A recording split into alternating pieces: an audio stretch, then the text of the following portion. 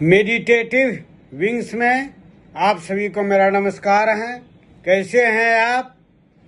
आज हम आपके समक्ष लाए हैं अध्यात्म तत्व का नया अध्याय, जो परम गोपनीय और रहस्यमय है, अप्सरालोक। तो आइए हम अपने साधना के अनुभव को आपके साथ शेयर करते हैं। समाधि की अवस्था में जब सविकल्प समाधि रहती है, समाधि निर्विकल्प समाधि में तो कुछ भी दृष्टिगोचर नहीं होता है, कुछ भी नहीं है। जो कुछ भी नहीं है वही चेतना है, परम चेतना है, महाप्राण है, निर्लिप्त है, निराकार है, निर्गुण है। निर्विकल्प समाधि में वो तो सविकल्प समाधि के बाद की स्थिति है। और सविकल्प समाधि में मैंने देखा, सविकल्प समाधि में आकृति उत्पन्न होती है, गति रहती है। निर्विकल्प समाधि में गति शून्यता की अवस्था है। मैं सविकल्प समाधि की मैं बात कर रहा हूँ। सविकल्प समाधि में मैंने देखा, जब आपको निरंतर अभ्यास जो करते हैं, कोई साधक, कोई योगी, कोई महात्मा, तो उसका जो है थर्ड आज्ञा चक्र जो यहाँ पर है भृकुटी, वो चैतन्य हो जाता है, जागृत हो जाता है। जो जन साधारण आदमी इस आंख से, दोनों आंख से जो देखते हैं, तो उस आंख में जो ज्योति, जो शक्ति जो देखती है, वो जब यहाँ पर केंद्रित हो जाती है तो त्रिनेत्र से देखा जाता है, आज्ञा चक्र से, थर्ड आई से, शिव नेत्र से, उसको कहा जाता है शिव नेत्र है। तो त्रिनेत्र से जो देखा जाता है आज्ञा चक्र से, तो अभौतिक सत्ता का दिखाई पड़ता है। अभौतिक सत्ता जो कि जन साधारण आदमी के लिए वह दृष्टिगोचर नहीं है। योगी, साधक, महात्मा ही उसको त्रिनेत्र के माध्यम से उस अभौतिक सत्ता को देख सकते हैं। तो उस हालत में मैंने देखा, जब मुझे समाधि की ओर मैं अग्रसर था, पहले सविकल्प समाधि होती है, उसके बाद निर्विकल्प समाधि, और मुझे निर्विकल्प समाधि भी प्राप्त हुई, और शुरू में सविकल्प समाधि। तो सविकल्प समाधि के माध्यम के स्तर पर जब मैं वहाँ पर पहुँच गया था, वही चेतना, परम चेतना जो है, परीक्षा लेती है साधक को, योगी को, संत को, महात्मा को, सन्यासी को परीक्षा लेते हैं। और परीक्षा के कर्म में जितनी आसुरी शक्ति है, दानव है, यहाँ तक कि देव भी, वो जो है उस साधक को, उस योगी को दिग्भ्रमित करना चाहते हैं।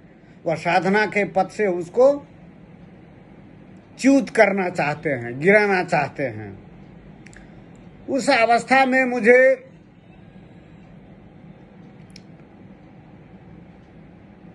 नागलोक के जो सर्प होते हैं, वो भी हमको दिग्भ्रमित किए। मैं वीडियो के माध्यम से सभी लोगों का मैं वर्णन करूंगा धीरे धीरे। तो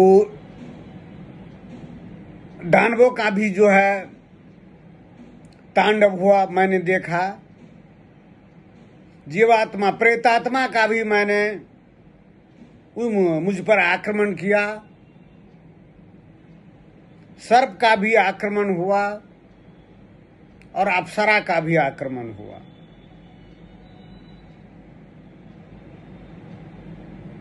और सर्प का ऐसा आक्रमण हुआ, चूंकि समाधि में आपका मन जागृत रहता है, वह सब चीज देखता है आपको, वह निद्रित नहीं होता है। तो मुझे तो ऐसा अनुभव हुआ, प्रतीत हुआ, जो मेरे गर्दन को जो है सर्प जो है लपेट लिया है कस करके, और सर्प जो है हमारे मुख में चारों तरफ जो है स्पर्श कर रहा है चारों तरफ। अब जैसे सर्प को छूने पर आपको ठंडा लगता है, तो पूरा मेरा ये जो है गर्दन जो है वह ठंडा लग रहा था। मैं तो अनुभव कर रहा था ये सर्प है। सर्प का जो है, तो जो ही मैंने कहा मैं शिव हूं, मैं महादेव हूं, मुंह से नहीं, वह ध्यान की ही प्रगाढ़ अवस्था में ही जो है मैंने जो प्रावाणी में बोला, प्रावाणी में अंदर ही अंदर मैं महादेव हूं। तो वह सर्व शक्ति जो थी, जो हमको गर्दन पर जो है पूरा लपेटे हुए था, कस रहा था, और चारों तरफ जो है वह सर्प जो है चुंबन ले रहा था, आंख में, चेहरा पर, सब जगह, वह विलुप्त हो गया। तो मेरे बताने का मतलब यही है, जो सविकल्प समाधि में समाधिस्थ पुरुष को ही सूक्ष्म जगत का भान होता है। मेरे ये बताने का लक्ष्य यही है, ये समग्र संसार, समग्र विश्व इस चीज से परिचित हो जाए। चेतना का, परम चेतना का यह साम्राज्य है। इसमें स्वर्गलोक, पृथ्वीलोक, चंद्रलोक, सूर्यलोक, नागलोक, गंधर्वलोक, पाताल लोक, सभी चीज, सभी है आपका, और सबका नियंत्रण करता वही परम चेतना, निर्विकल्प, निर्गुण, त्रिगुणातीत जो है, गोधूली का टाइम का मध्यम प्रकाश, चेतना का सागर है, प्राण की ऊर्जा है, वही उसका नियंत्रक है। स्वर्ग का भी, पृथ्वी का भी, और चंद्र का भी, वनस्पति जगत, सबका आपका। तो मैं इस वीडियो में मैं अप्सरा लोक का मैं वर्णन करने जा रहा हूं। अप्सरा भी आकर के जो है बहुत ही भाव भंगिमा से हमको जो है साधना को भंग करना चाहिए। बहुत नेकेड अवस्था में, अभाव से पूरा। लेकिन योगी महात्मा जो संत दृढ़ प्रतिज्ञ हैं, दृढ़ निश्चयी हैं, मैं उसको देखता रहा, अब देखते देखते जो है विलुप्त हो गया। ये जो है वही परम चेतना, वही योगी साधक महात्मा को परीक्षा लेना चाहते हैं। यह सबके लिए जो है उपलब्ध नहीं हो पाता है। जनमानस जो संसारी है, नेता लोग है, देखते हैं, वो तो इस संसार में रहता है। लेकिन संसार के रहस्य को, जीवन मृत्यु के रहस्य को, पुनर्जन्म के रहस्य को, और इस सूक्ष्म जगत के रहस्य को कोई भेद नहीं सकता है। जब भेदेंगे, जो सक्षम रहता है भेदने में, वह योगी महात्मा संथी रहते हैं, जो समाधिस्थ पुरुष रहते हैं। तो अप्सरा लोग जो है वह भोग योनि है आपका, या पृथ्वी लोक, मृतभूमि जो है, या कर्म योनि है, या बहुत ही इसमें है कर्म करने से, कर्मोपरांत जो है साधक क्या करते हैं? कर्म करते हैं, साधना करते हैं, परिश्रम करते हैं। जब सब सोए रहते हैं तो वह जागृत रहते हैं। साधना के बल पर वह परमात्मा भाव में प्रतिष्ठित हो जाते, परमात्मा ही हो जाते हैं, परमात्मा ही हो जाते हैं। वह शून्य की स्थिति हो जाती है, जिस शून्य से सहस्त्रार से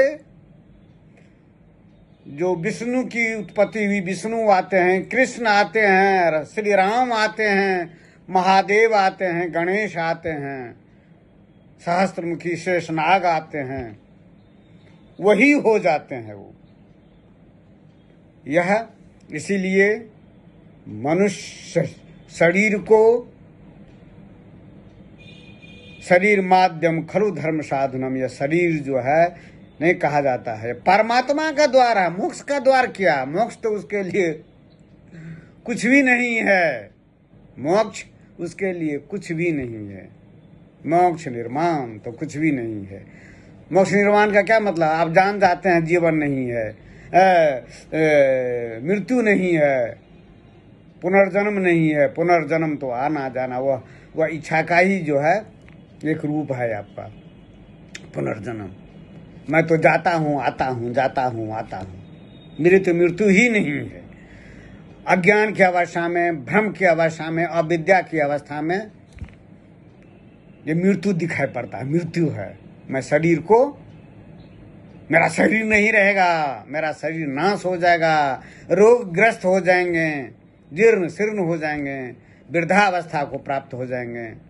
अरे मैं शरीर नहीं हूँ, या मैं पंच महाभूत का बना हुआ यह शरीर, या बाहरी आडंबर भी नहीं, बाहरी यह जो है आवरण भी मैं नहीं हूँ, मैं मन भी नहीं हूँ, मैं यह सांस भी नहीं। तो मैं कौन हूँ? वही मैं चेतना हूँ। मैंने वीडियो में बताया है, पिछले वीडियो में मेरा वीडियो को देखिए, चेतना और कॉन्शसनेस। मैं तो प्राण का, ऊर्जा का भंडार हूँ। मैं तो सब में हूँ।